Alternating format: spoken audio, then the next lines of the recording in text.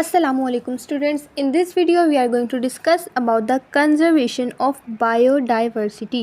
ठीक है, तो सबसे पहले हमें ये पता होना चाहिए कि what is the meaning of conservation. Conservation का मतलब होता है आप किसी भी चीज़ को प्रिजर्व करना। ठीक है, किसी भी चीज़ को महफूज करना, उसको प्रिजर्व करना क्या कहलाता है? कंजर्वेशन। बायोडाइवर्सिटी का मतलब क्या होता है? बायो का मतलब होता है लाइफ, जबकि डाइवर्सिटी का मतलब होता है वेरिएशन। वेरिएशन यानी कि डिफरेंट किस्म की लाइफ पाई जाती है दुनिया में। It is called biodiversity. ठीक है, हमारी जो दुनिया है इसमें डिफरेंट किस्म के लिविंग ऑर्गेनिजम्स होते हैं। कुछ प्लांट्स होते हैं, कुछ एनिमल्स होते हैं। एनिमल्स के अंदर भी फर्दर टाइप्स होती हैं, प्लांट्स भी डिफरेंट वैरायटीज़ के होते हैं।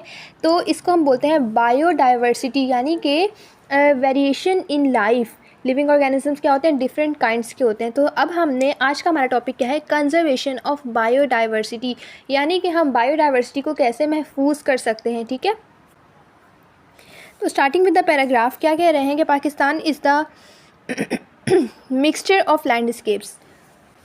पाकिस्तान एक ऐसा मुल्क है जिसमें हर वैरायटी की लैंड पाई जाती है। ठीक है, जिसमें हमारे पास माउंटेन्स भी आ जाते हैं, डेजर्ट्स भी आ जाते हैं, प्लेन्स, वैलीज़, हर किस्म की लैंड पाई जाती है। अब हर किस्म की ज़मीन होने का क्या फ़ायदा है? हमें ये बात मालूम है कि कुछ एनिमल्स होते हैं जो ग्रास लैंड में रहते हैं, कुछ एनिमल्स होते हैं जो माउंटेन्स में रहते हैं। ऐसे ही प्लांट्स की भी डिफरेंट टाइप्स होती हैं जो डिफरेंट जगह पर ग्रो करती हैं।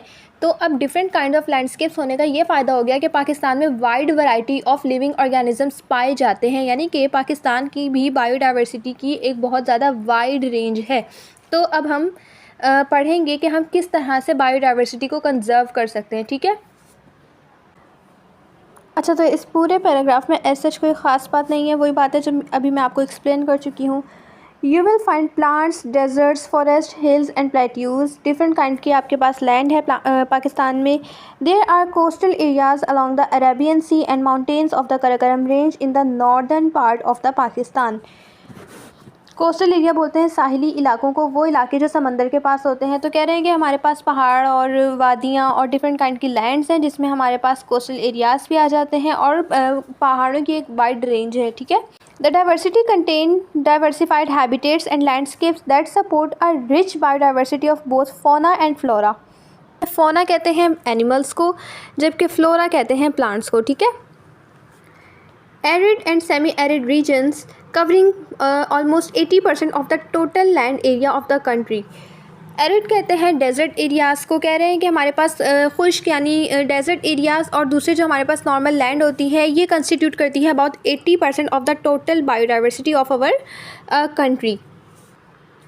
During the last 2 to 3 decades, पिछले 20 से 30 सालों में हमें क्या ऑब्ज़र्व करने को मिला है कि कुछ एनिमल्स ऐसे हैं जो ख़तरे में हैं और उसकी वजह से उनकी नस्ल जो है वो कम होती जा रही है और ये ख़तरा है कि वो बिल्कुल ही दुनिया से ख़त्म ना हो जाएं। ठीक है, कौन कौन से ऐसे फैक्टर्स हैं जो एनिमल्स के एक्सटिंक्शन का बायस बन रहे हैं, एनिमल्स के ख़त्म होने का बायस बन रहे हैं? सबसे पहले इसमें हमारे पास डिफॉरेस्टेशन आता है। ठीक है, डिफॉरेस्टेशन, आप उनके एनिमल्स के आप हैबिटेट को, उनके घरों को ही ख़त्म कर दोगे तो वो कहाँ जाएंगे? ठीक है, तो मेन फैक्टर हमारे पास क्या है? डिफॉरेस्टेशन हो गया। ओवर ग्रेजिंग, ग्रेजिंग का मतलब बेसिकली होता है कि जो बकरियाँ होती हैं ये फील्ड्स वगैरह में जो खाना चर रही होती हैं। ठीक है, जो चरना होता है उसको हम क्या बोलते हैं? ग्रेजिंग। बकरियां जो खाना खा रही होती हैं। तो ओवर ग्रेजिंग, सॉइल इरोजन, मिट्टी के अंदर की तब्दीलियां, सैलिनिटी एंड वाटर लॉगिंग, ये सारी हमारे पास कुछ ऐसी चीज़ें हैं जो इंडेंजर्ड एनिमल्स के इंडेंजर होने का सबब बन रही हैं। ठीक है, वाटर लॉगिंग का मतलब क्या होता है कि हमारे पास जो है पानी मुख्तलिफ़ जगहों पर खड़ा होना, पानी का एक प्रॉपर निज़ाम नहीं है उसकी पूरा। ठीक है, तो ये फैक्टर्स हैं कुछ जो इन्वॉल्व है in the endangerment of animals.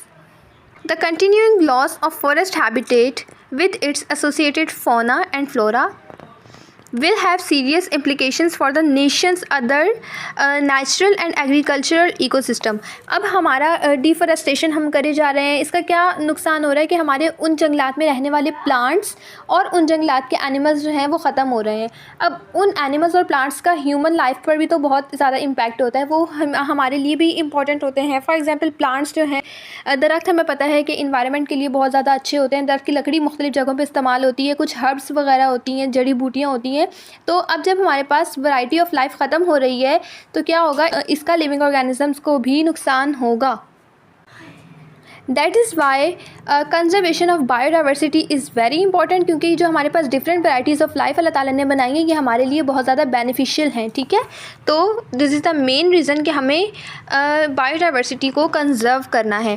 अब कंजर्वेशन हम करेंगे कैसे? Conservation simply is the way of caring saving the species inhabited on earth from the dangers.